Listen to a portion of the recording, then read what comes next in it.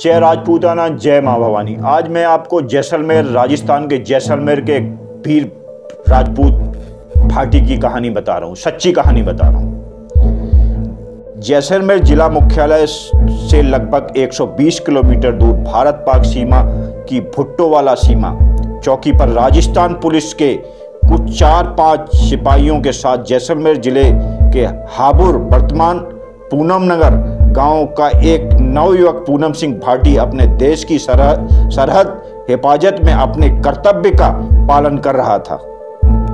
इनके पिताजी का नाम जय सिंह भाटी और माता का नाम श्रीमती धाय कंवर था।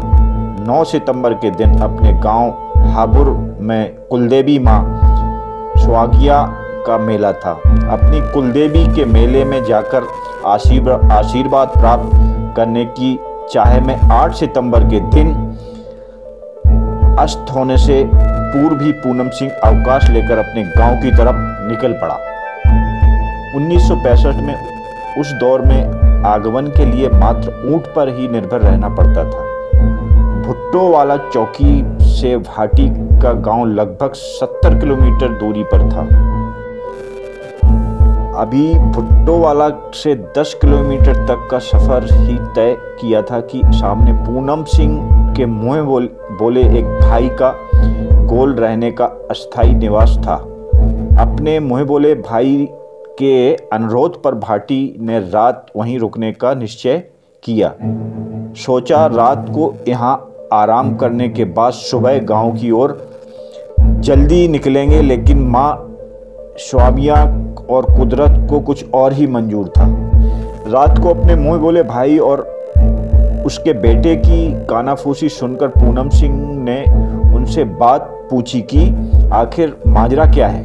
भाई ने कहा कि पूनम, अब तुम्हें अपने गांव की ओर निकलना चाहिए ताकि सुबह माता के मेले में समय से पहुंच सके। कुछ समय पूर्व रात यहाँ रुकने का अनुरोध करने वाला यह भाई ऐसा क्यों बोल रहा है? इसकी सच्चाई भापते इस वीर को ज़्यादा समय खर्च नहीं करना पड़ा। भाई के बेटे ने पूनम के सामने सारी बात एक ही सांस में कुछ यूं रखी। पाकिस्तान के कमांडर अफगान खान के साथ लगभग 40 घुसपैठिए भुट्टोवाला चौकी पर कब्जा करने के लिए चौकी की तरफ कूच कर चुके हैं, लेकिन आपके ड्यूटी से 2-4 दिन की अवकाश लिया हुआ है। इसलिए वह कह रहे हैं कि आप गांव की ओर निकल जाइए। आंखों में अंगारे उतर आए। भाटी ने एक ही झटके में खड़ा होकर सिंह की गर्जना की। पूनम सिंह भाटी अगर इस समय अपने कदम पीछे की ओर और बढ़ाता है तो यह जैसाण का अपमान होगा मेरी जन्मदात्री का। अपमान होगा भाटियों के उस बिदड़ उत्तर भड़ किवाड़ भाटी का। अपमान होगा भाटी वंश के उन तमाम वीरों का जिन्होंने जैसाण रक्षा हेतु केसरिया किया था। मेरा पीछे की ओर पड़ा हर एक कदम लज्जित करेगा, गण जैसाण को लज्जित करेगा। मेरी माँ के दूध को, पूनम सिंह के जिंदा रहते भुट्टोवाला चौकी को, अफजल खान तो क्या पूरी पाकिस्तान आर्मी भी नहीं जीत सकती। इतना कहते ही बिजली की गति से अपने ऊंट पर सवार होकर निकल पड़ा वापस भुट्टोवाला चौकी की तरफ। रात में चंद्रमा की रोशनी में चारों तरफ फैले धार के इस महान रेगिस्तान का हर एक अंश सोने की तरह दमक रहा था। रात के इस सन्नाटे में धीमी गति से चलने वाली पवन की साए को चीरता पूनम का ऊंट अपने मालिक को ले जा रहा था, अपने गंतव्य की ओर। ऊंट जितना तेज दौड़ सकता था उतना तेज दौड़ते जा रहा था, मानो उसे भी अपने मालिक की तरह अपनी सरजमी की हिफाजत का जुनून सवार हो। आधी रात को पूनम ने अपनी चौकी पे प्रवेश किया।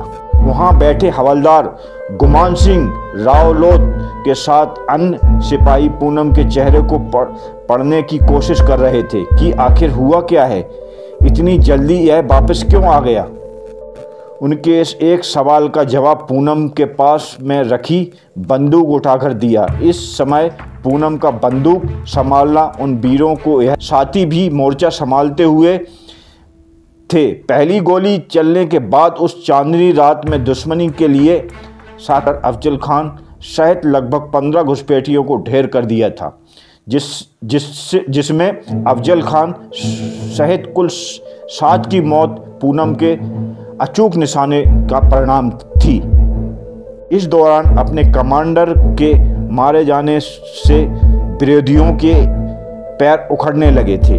उन्हें आज समझ आ गया था कि उनका पाला भारत के शेरों से पड़ा है।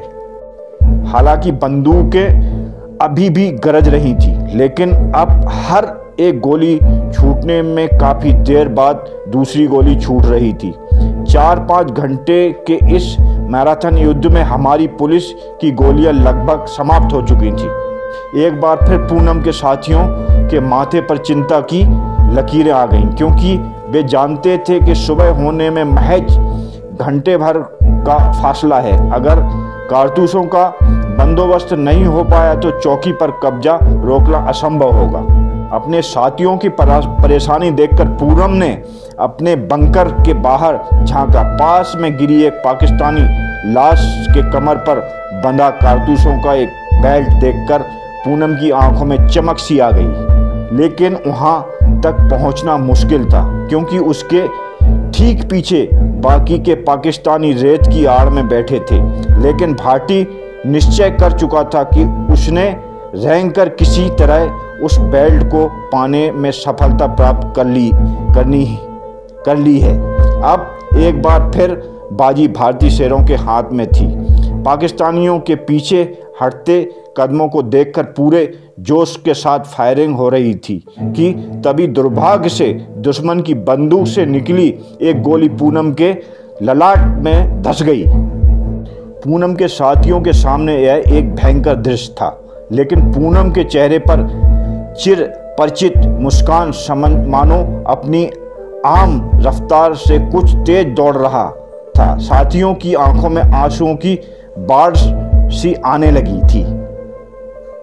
पूनम का हर एक साथी उसे मानो वह बताना चाह रहा था कि देखो तुम्हारी बंदूक का कमाल, दुश्मन पीठ दिखाकर भाग रहे हैं। लेकिन नियति को कुछ और ही मंजूर था।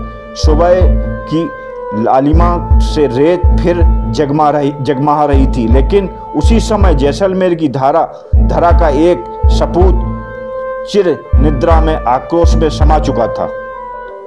पूनम के सिर पर राजस्थान भूमि का नाम रोशन कर दिया, जिसके बारे में कहा जाता रहा है कि रेगिस्तान की भूमि वीर सपूता भूमि है। कुछ समय बाद नजदीकी गांव साधना में पूनम सिंह के शहीद होने की सूचना पहुंची। गांव वालों और पुलिस वालों के सहयोग से भाटी के पार्थिव शरीर को पहले साधना गांव लाया गया। दूसरी ओर हाबुर गांव में कुलदेवी के मेले की तैयारियां चल रही थीं। बच्चे, बूढ़े, महिलाएं और युवा मां सामरिया की पूजा हेतु तैयार होकर जाने ही वाले थे कि पूनम के शहीद होने की खबर आ गई। पूरे गांव में आग की तरह फैली यह खबर क्या बूढ़ा क्या जवान, हर एक ग्रामीण की छाती गर्व से फूली हुई थी। पूनम के घर में शिष्कारियों के साथ परिवारजनों को ढांढस बनाया जा रहा था। ग्रामीण जोश में एक दूसरे को गर्व से बता रहे थे कि पूरी रात डटा रहा अपना पूनम अपने मोर्चे पर और पाकिस्तानियों को भगाकर ही सांस छोड़ी।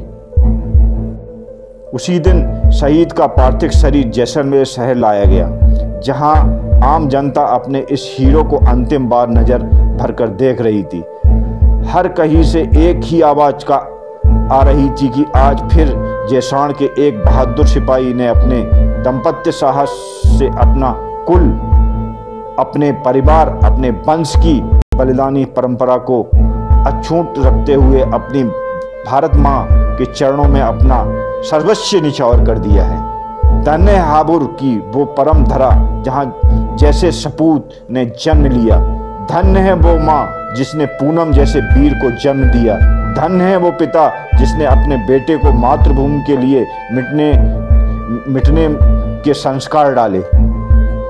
इन सब के साथ धन हुआ भुट्टोवाला का वो रेगिस्तान जहां इस बहादुर ने रक्त की बूंदें गिरी।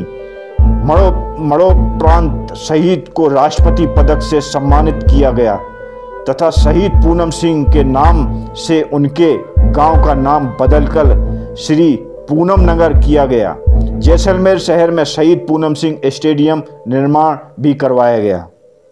खून खौलाने वाले भाटी राजपूतों की सच्ची कहानी। जय भवानी, जय राजपूताना। तो अपने एक वीर सपूत की ये आपको हकीकत कहानी कैसी लगी कमेंट बॉक्स में जरूर लिखें, शेयर करें, सब्सक्राइब करें। धन्यवाद।